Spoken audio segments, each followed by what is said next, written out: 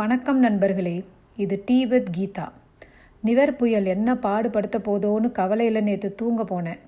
காலையில் எழுந்து ஃபோனை பார்த்து நிவர் கொஞ்சம் அடக்கி தான் வாசிச்சு இருக்குன்னு தெரிஞ்சதுக்கு அப்புறம் தான் நிம்மதியாச்சு.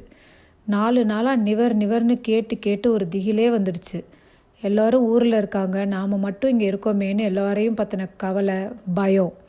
ஏற்கனவே கஜா புயல் ஆடின நர்த்தனம் தெரியும்ல.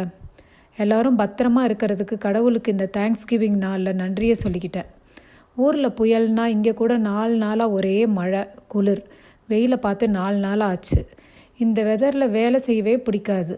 ஆனால் வேறு வழி இல்லையே, நாம் நம்ம கடமையை ஆற்றி தானே ஆக வேண்டியிருக்கு. காலையில் நான் கிண்டி வச்ச அரிசி உப்புமாவை கடனேன்னு சாப்பிட்டாங்க ரிஷியும் ரவியும். நல்லா சூடாக ருசியாக தான் இருந்துச்சு. ஆனால் அவங்களுக்கு தான் இறங்கலை. அதுக்கு கப்பங்கட்ட மதியானம் ப்ரான்ஸ் செஞ்சு கொடுத்துடலான்னு முடிவு செஞ்சுட்டேன். மதிய சமையல் பாதி சமைச்சிட்ருக்கிறப்ப என் ஃப்ரெண்டு ஜாக்கிரா ஃபோன் பண்ணான். ஜாக்கிரா என்னோடய ஸ்கூல் ஃப்ரெண்ட். பேசிகிட்டு இருந்தப்போ லஞ்ச் என்னன்னு கேட்டாள். நான் ப்ரான்ஸுன்னு சொன்னோன்னே அவள் ஒரு ரெசிபி சொன்னான். எப்படி ப்ரான்ஸை தொக்கு மாதிரி செஞ்சு கேபேஜ் லீஃபில் வச்சு சுற்றி ஸ்ப்ரிங் ரோல் மாதிரி செய்யலான்னு சொல்லி கொடுத்தா. அப்புறம் வீட்லேயோ மயோனைஸ் செய்கிறது எப்படின்றத பற்றியும் சொன்னான். அவள் பொண்ணு தஸ்னீம் தான் வீட்டில் மயோனைஸ் செய்வாளாம். தஸ்னீம் உடனே எனக்கு ஃபோனில் எப்படி மயோனைஸ் செய்கிறதுன்னு சொன்னான். இந்த கொரோனா நிறைய பேரை நல்ல பேக்கர் ஆக்கியிருக்கு. தஸ்னீம் செஞ்ச black forest cake, sponge cake, cookies எல்லாத்தோடைய ஃபோட்டோவும் எனக்கு அனுப்பினான். பார்க்கவே அழகாக இருந்துச்சு. காலேஜ் வேறு இல்லையா, ஸோ நிறைய டைம் இருக்கிறதால சமையலில் இறங்கிட்டா. தஸ்னீம் மட்டும் இல்லைங்க, எனக்கு தெரிஞ்ச நிறைய சின்ன வயசு பிள்ளைங்கள்லாம் இப்போ விதவிதமாக பேக் செய்ய ஆரம்பிச்சிட்டாங்க இந்த கொரோனா பீரியடில். என் ஃப்ரெண்ட் உமாவோட பொண்ணு நிவேதா கூட ரொம்ப அழகாக பேக் பண்ணும். நிறைய பேர் பேக்கிங் ஹோம் பிஸ்னஸாக இப்போ செய்கிறாங்க. அது ஒரு டேலண்ட் தாங்க. ஒரு பொண்ணு சாஃப்ட்வேர் இண்டஸ்ட்ரியில் இருந்துக்கிட்டு பொழுதுபோக்காக வீக்கெண்ட் மட்டும் குக்கீஸ் பேக் செஞ்சு விற்றுருக்கு. அது அவ்வளோ ஃபேமஸ் ஆகி செம டிமாண்ட். அந்த பொண்ணு செய்கிற குக்கீஸ் ஏற்கனவே 2500 பீப்புள் க்யூவில் இருக்காங்களாம், வெயிட்டிங்கில். ஸோ அந்த பொண்ணு வேலையை ரிசைன் செஞ்சுட்டு இப்போது சென்ட்ரலைஸ்ட் கிச்சன் ஒன்று வாடகைக்கு எடுத்து குக்கீஸ் செஞ்சு பிஸ்னஸ் செய்ய ஆரம்பிச்சிடுச்சு. பிஸ்னஸ் பிச்சுக்கிட்டு போகுது. நிறைய பேருக்கு பேக்கிங் ஒரு பேஷனாக ஆகிடுச்சு. என் ஃப்ரெண்ட் சாந்தியோட பொண்ணு திவ்யா நேற்று டிரமிசு கேக்கு செஞ்சுருக்கா. அதை ஃபோட்டோ எடுத்து அனுப்பியிருந்தா. தீபாவோட இன்னொரு ஃப்ரெண்டு தீபாவோட பொண்ணு லயா அழகான சாக்லேட் கேக் அவங்க அண்ணன் பர்த்டேக்கு வீட்லேயே செஞ்சுருக்கு. பார்க்க அப்படியே ஸ்டோர் பாட் கேக் மாதிரியே இருந்துச்சு. நமக்கு தெரிஞ்சு சின்னதாக விளையாடிட்டு இருந்த பசங்க எல்லாம் இப்போ அழகாக சமைக்க ஆரம்பிச்சிட்டாங்கன்னு நினைக்கிறப்ப சந்தோஷமாக இருக்குது.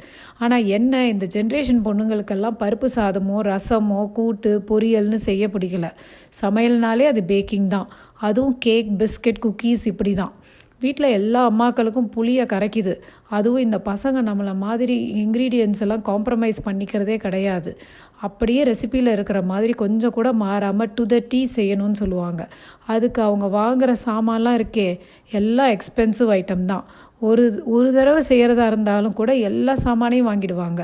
Packing tray, mixing bowl, hand mixer, எல்லா கேஜெட்ஸும் வேறு வாங்குவாங்க. இதெல்லாம் இதெல்லாம் விலையும் கம்மியாகவும் இருக்காது. கேட்டால் இதெல்லாம் ஒரு இன்வெஸ்ட்மெண்ட்டுன்னு வேற சொல்லுவாங்க. நம்மளை மாதிரி சுகர் கம்மியாக, ஐசிங் இல்லாமல், பட்டர் இல்லாமல், கோதுமை மாவு யூஸ் பண்ணி அப்படியெல்லாம் கேக் செய்ய மாட்டாங்க. போனால் செக்கில் போகிறேன், இல்லை பரதேசம் போகிறேன் கணக்காக தான். சமைச்சா இப்படி கேக் குக்கீஸ்னு செய்கிறேன், இல்லைன்னா ஒன்றுமே செய்ய மாட்டேன், அடுப்படி பக்கமே வரமாட்டேன்னு சொல்லிடுறாங்க. அவங்க செய்கிற கேக், பிஸ்கெட் எல்லாம் நம்ம கண்ணால் தாங்க பார்க்க முடியும், இல்லை கொஞ்சமாக டேஸ்ட் செய்ய முடியும். ஏன்னா அது அவ்வளோ ரிச்சாக இருக்கும், loaded with fat and sugar.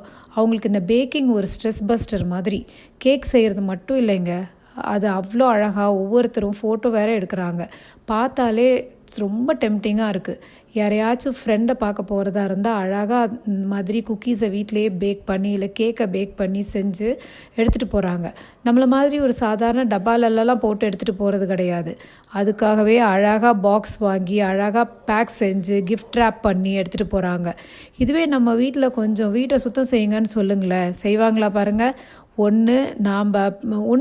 நம்ம அப்ரிஷியேட் பண்ணணும் அவங்க எவ்வளோ அழகாக பொறுமையாக கலைநயத்தோடு இந்த யூடியூப் எல்லாம் பார்த்து கற்றுக்குறாங்கல்ல. இதெல்லாம் தானாகவே கற்றுக்குறாங்க. நமக்கு என்னென்னா, இப்படி இவங்க அன்ஹெல்தியாக சமைக்கிறாங்களே, சாப்பிட்றாங்களேன்னு கவலை. அவங்களுக்கு கல்ல சாப்பிட்டா கூட செரிக்கிற வயசு தான். ஆனால் அதுக்காக இந்த மாதிரி கேக், குக்கீஸ்னு அடிக்கடி சாப்பிட விட முடியாது இல்லை. அதை சொன்னால் அவங்களுக்கு கோவம் வேறு ரொம்ப வந்துடுது. அந்த பக்கம் அவங்க அப்படி சாப்பிட்டுன்ட்டு நம்ம இந்த பக்கம் வீட்டுக்கு வந்தோன்னே பாவக்காய் கத்திரிக்காய்னு செஞ்சு காம்பன்சேட் செஞ்சிடறோம் எப்படியோ. இப்போது எங்கே பார்த்தாலும் no white sugar, no white flour, no milk, no oil, இப்படி எல்லாம் சொல்லி இதெல்லாம் பார்த்தாலே நமக்கு அப்படியே விஷத்தை பார்க்குற மாதிரி ஆகிப்போச்சு. நம்மளை சுற்றி இருக்கிற வியாதியெல்லாம் பார்த்து தான் நமக்கு இப்படி ஒரு பயம்.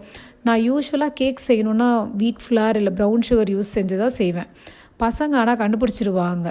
என்ன தான் இருந்தாலும் கேக்குக்கு மைதா, பட்டர், ஒயிட் சுகர் போட்டு செய்கிறது போல் வராது. போன மாதம் ரவிக்கு பர்த்டே. பசங்க 2 பேரும் வீட்டில் இல்லையே, நாம் தானே ஏதாவது ஹெல்த்தியாக கேக் செஞ்சு கொடுக்கலான்னு ஓட்ஸ் ஃப்ளாரில் கேக் செஞ்சேன். ரவி ஒரே ஒரு வார்த்தை தான் பசங்க கிட்ட சொன்னாங்க, உங்கள் அம்மா என் பர்த்டேக்கு களி கேக் செஞ்சுருக்கான்னு. இத்தனை வருஷத்தில் நான் களி கேக் சாப்பிட்டதே இல்லைன்னு சொன்னாங்க. ஸ்ருதி உடனே ஏம்மா இப்படி பண்ணேன், அட்லீஸ்ட் இன்றைக்காச்சும் ஒரு கேக்கு கடையில் வாங்கி கொடுத்துருக்கலாம்ல, பாவம் அப்பான்ட்டு அவங்க அப்பாவுக்கு சப்போர்ட் செய்ய ஆரம்பிச்சிட்டா. ஆனால் உண்மையை நானும் ஒத்துக்கிட்டு தாங்க ஆகணும். அது நிஜமாகவே களி கேக் மாதிரி தான் இருந்துச்சு. ஹெல்த்தியாக இருக்குதுன்ற ஒரே காரணத்துக்காக அதை நான் சாப்பிட்டேன். எனக்கு கேக் செய்கிறதுல ரொம்ப இன்ட்ரெஸ்ட் உண்டு. ஆனால் செஞ்சால் நாமளே சாப்பிட்டுடுவோமேன்னு பயத்துலேயே செய்ய மாட்டேன். கிறிஸ்மஸ் சீசன் வேறு வருது. எங்கே பார்த்தாலும் விதவிதமான கேக் தான் இனி. இப்போவே நிறைய பேர் ப்ளம் கேக், ஃப்ரூட் கேக் செய்ய ஃப்ரூட்ஸ் எல்லாம் ரம்மில் ஊற வைக்க ஆரம்பிச்சிட்டதா வேறு ஃபேஸ்புக், இன்ஸ்டாகிராம்லலாம் பிக்சர்ஸ் எல்லாம் போடுறாங்க. பார்க்கவே ஆசையாக இருக்குது. கிறிஸ்மஸ் கேக்குக்கு ஒரு தனி டேஸ்ட் உண்டு. ப்ளம் கேக் ரொம்ப டேஸ்டியாக இருக்கும். ஹாலிடே சீசன் வேறையா, ஹாட் குக்கீஸ் செய்கிறது எப்படி, விதவிதமான கேக் செய்கிறது எப்படின்னு ரெசிபி போஸ்ட் செஞ்சு வேறு சும்மா இருக்கிற சங்க ஊதி கெடுக்கிறாங்க. நான் ஏற்கனவே 2 சாக்லேட் கேக் ரெசிபி எடுத்து வச்சுருக்கேன். அதான் ரிஷி வந்துட்டானே, என்னோடய ஸ்கேப் கோட் அவன்தான். அதுவும் சாக்லேட் கேக்கோட வெண்ணிலா ஐஸ்கிரீம் சேர்த்து சாப்பிட்ணுங்க. அது வேறு லெவல் டேஸ்ட். காலையில் இன்றைக்கி தஸ்னீம் அனுப்பின cake photo plus n friends அனுப்பின கேக் ஃபோட்டோஸ் எல்லாம் 2 நாளாக பார்த்து இப்படி இன்றைக்கி கேக்குன்னு டீ வித் கீதா கேட்குறவங்க கிட்ட புலம்ப விட்டுட்டாங்க. நீங்களும் கேக் செய்யுங்க, இந்த ஹாலிடே சீசனை கொண்டாடுங்க. See you all tomorrow.